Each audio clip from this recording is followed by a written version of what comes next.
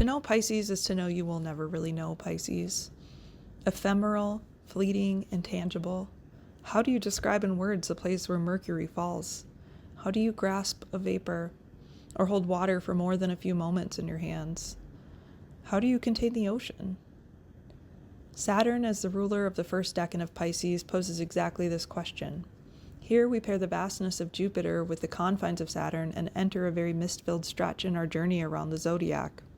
This portion of our trip requires us to wander, to step into the void and immerse ourselves in the contradiction, confusion, and doubt. A thick fog is created when we merge hot and moist Jupiter with cold and dry Saturn, and though we may not be able to see very clearly, we are still compelled to move forward.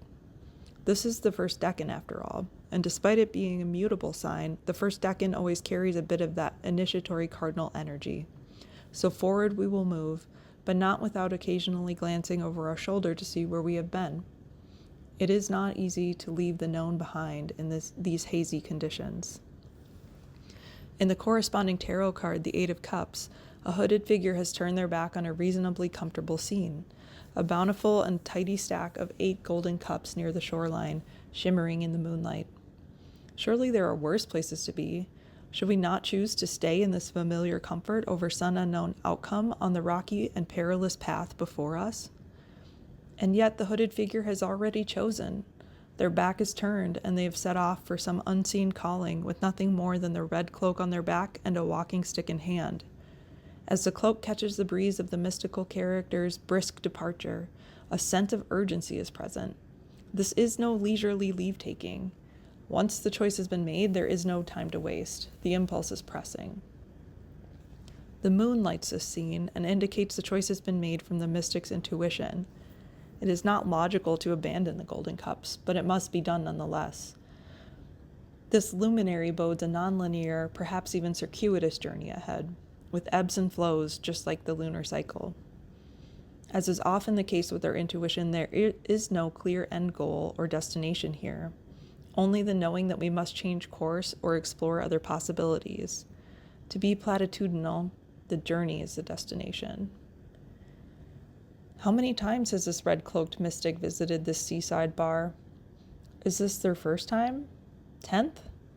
Regardless, at some point we all reach that little beach shack, imbibe in mysterious elixirs, and eventually conclude, well, time to go now. The day is over, the drunken glow of the warm sun has faded, and the cool evening prods us to move along. The cycle continues once again. Pisces 1 is the place of my ascendant and is core to my being. At 36, in this third, fully conscious first house year, I can see my life story reflected in this decan. Patterns of searching for truth and ultimately walking away from any conclusions I come to. Knowing there are no conclusions, but seeking them anyway. Not having a solid why, but proceeding despite it. I have traveled the world only to find everything is right here, all the time.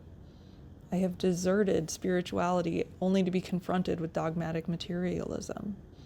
I have abandoned myself only to learn that self-honor is required in helping others. A life of full circle moments and pendulum swings, and often finding myself right back where I started, refreshed, anew, and ready to start the fool's journey once again. Sometimes it is dramatic and profound and magical and synchronistic, and sometimes it just very simply looks like learning the hard way. I would like to think that at this point in my life, it is more like the former, but the fates are still weaving what is to come.